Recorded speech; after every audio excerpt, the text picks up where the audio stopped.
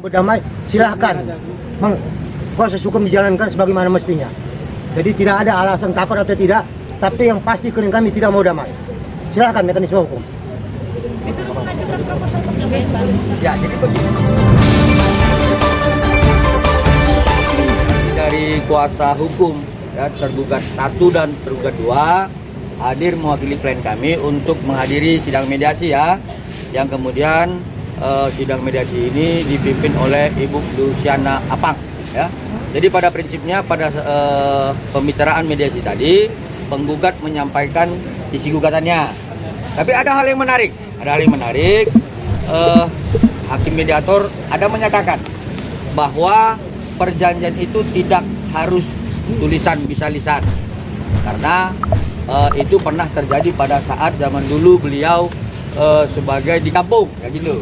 Dan kemudian kami dari tergugat 1 dan tergugat 2, ketepatan saya ya, yang sekarang dijuluki pengacara kampung, mengaminkan apa yang disampaikan oleh Ibu Luciana, bahwa sampai dengan sekarang saya masih mewarisi perjanjian lisan itu, yaitu sampai dengan sekarang saya juga masih berkomunikasi by phone kepada buruh tani yang di kampung kami ya, saya sebutkan Desa Narigunung, Kecamatan Teganregat, Kabupaten Garut, Sumatera Utara.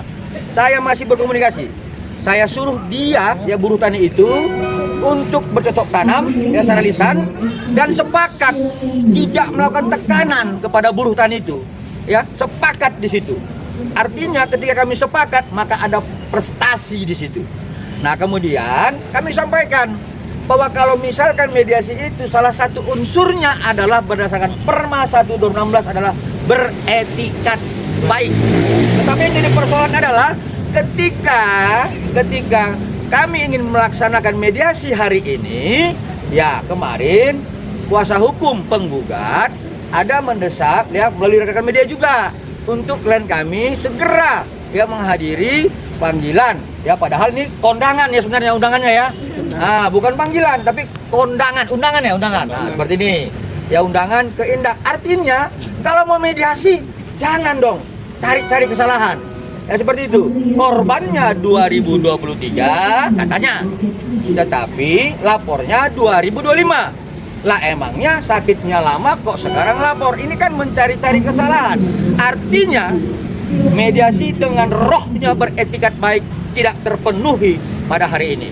Yang kedua saya sampaikan, kalau perjanjian lisan seharusnya tidak ada yang boleh tertekan seperti kami sampaikan. Nah, kemudian lanjutannya adalah dilakukan mediasi lanjutan tanggal 1 Juli. Saya pikir demikian.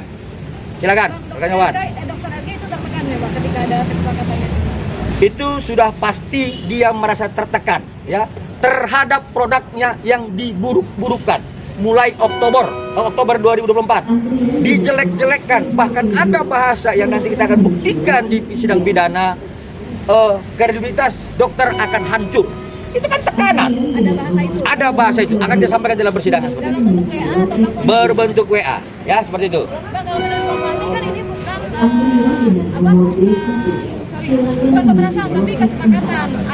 Adanya tawar-menawar di situ dari 5M, dokter MG menawar di 4M. Artinya kan ada kesepakatan yang Sebentar, saya jawab ya. Itu versi sana ya, Pak? Oke. Nah, ini masing-masing juga dulu mahasiswa pernah jadi preman terminal ini.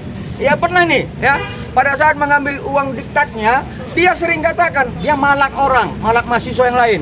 Kasih 1000, tawar dong bang. Bisa kan? Tukang palak juga suka nawar gitu loh. Kenapa? Kebutuhannya memang malak. Ini semua ini bekas-bekas mahasiswa tukang malak dulu ini. Ya, jadi pemalakan pun juga boleh tawar menawar, seperti itu.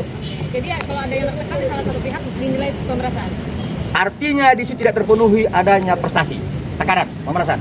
Bang, Oke. ini kan juga akhirnya mediasinya agak lompat jauh ya Bang, ke tanggal 1 Juli. Ketika itu dibilangnya sama dari pihak sebelah, kalau misalkan Abang ditanya tanggal 1 karena mempersiapkan laporan yang ada di Polda Bang. Nah. Terkait apa sih namanya skincare yang Nah. ada korbannya itu Bang. Itu dia yang saya sampaikan tadi. Maunya mediasi mau baik-baik, tapi didesak laporkan klien kami. Kan begitu. Kami akan melengkapi dokumen-dokumen lainnya. Karena kemarin kan klien kami diundang. Sekali lagi, diundang bukan dipanggil. Ada beberapa dokumen termasuk CV-nya dan lainnya. Kami harus laporkan kembali ke Indak hari Selasa.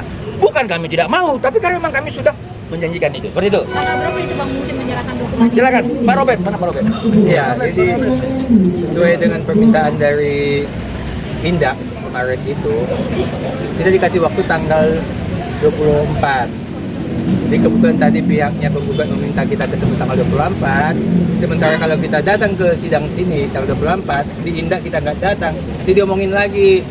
Tuh nggak datang tuh ke Indak, nggak datang kan masalah kita begitu. Ya sementara kita mau baik-baik mediasi, kita dijeplosin di Indak, nggak tahu mediasi apa jadinya kalau begitu, ya. Jadi kita masih ke Indak, harus kita lengkapi. Kalau nanti di sana nggak, itu lebih penting, ya. Katanya nanti kalau nggak datang ditangkap, ya kan? Katanya ditangkap. Tapi lebih penting itulah daripada mediasi ini. Jadi kita minta dimundur lagi tanggalnya. Berarti tanggal 1 PRG-nya juga akan hadir ya Bang pada tanggal 1 Juli mendatang untuk mediasi sendiri. Nah begini, perkembangan ini ya, seperti hari ini dia nggak datang, perkembangannya adalah kasus pidananya sudah masuk ke pengadilan, ya. Itu uang 4M yang pertama itu yang diperas sama yang dikerjakan ke developer, ya, menjadi TPPU kena pasal sehingga uangnya disita. Itu konteksnya sudah masuk tanggal 24 besok. Itu sebabnya Dr. Reja tidak datang pada hari ini. Dan juga kalau kita melihat komen-komen yang ada di media ini, wajib datang, ya. Nah, sementara dari yang ngomong wajib datang itu sendiri, prinsipalnya tidak datang, ya, tidak sanggup mendatangkan prinsipalnya. Jadi menurut kami kalau memang tidak sanggup mendatangkan prinsipal, ya jangan menggugat lah, supaya kewajibannya tidak laksanakan tapi menggugat. Jadi mestinya dia siap. Pada saat dia tidak mampu mendatangkan prinsipalnya, kewajibannya tidak mampu melaksanakan, jangan menggugat gitu. Tapi kalau sudah menggugat, wajib datangkan hari ini. Ya, jadi jangan cuma bilang wajib, tapi tidak bisa mendatangkan prinsipalnya. Ya. Jadi Program Damaian, ya silakan Pak Surya. Jadi kami tegaskan bahwa klien kami Dr. Reja saat ini patuh dan taat atas peraturan Mahkamah Agung untuk melakukan mediasi. Mediasi tentu kami laksanakan, tapi jangan pasti kami nyatakan klien kami tidak mau berdamai. Tegas kami nyatakan bahwa klien kami tidak mau berdamai, silahkan proses hukum dijalankan sebagaimana mestinya. Jadi tidak ada alasan takut atau tidak, tapi yang pasti klien kami tidak mau damai. Silahkan mekanisme hukum. Disuruh mengajukan proposal perdamaian. Ya, jadi begini, proposal itu kan sebenarnya diatur dalam ketentuan mekanisme hukum. Nah, misalkan ya dalam perma ya, misalkan nih saya kreditur, kalian debitur, lalu kemudian biasanya kawan-kawan yang wan prestasi itu adalah debitur, lalu kemudian saya kreditur menggugat kalian.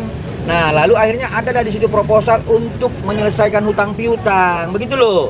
Nah, jadi ya kalau kami merasa memang dianggap penggugat melakukan wan prestasi, utang apa yang kami miliki, berapa, di mana kami berutang, uang kami yang diperas, kok sekarang kami bilang berutang.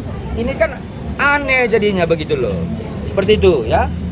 Lagi. Dari hot miliar yang disita itu apa sudah terinfo belum Bang? Berapa jatah MM, berapa jatah main?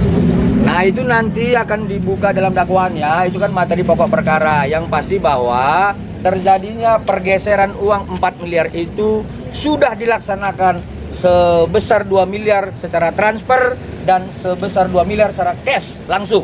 Dengan bahasa ancaman, tekanan, kalau lu nggak kasih, hancur kredibilitas lu. Seperti itu. Jadi begini, uang itu bukan dibagi-bagi, bukan dibagi-bagi untuk berdua, bukan. Uang yang 4M ini digunakan untuk membayar ke developer. Karena penggugat punya kewajiban, dikasihlah uangnya ke developer. Akibat pemberian uang ke developer ini menjadi TPPU. Itu penyebabnya TPPU-nya. Jadi supaya mungkin tanya TPPU-nya di mana? Uang yang diperas 4M diserahkan ke developer, itu menjadi TPPU. Karena dia dua-duanya kena pasal, pemerasan TPPU kena pasal, makanya uangnya disita. Ya, jadi uangnya disita. Jadi jangan salahkan kami kalau uang itu disita, ya memang itu kena pasal dua-duanya. Jadi bukan dikasih ke Mail sama ke NM, enggak. Oh, transfernya ke itu Bang? Transfernya itu ada dibuat transfer not kita kepada PT Bumi Wasesa, ya. Nah, itu jelas ya.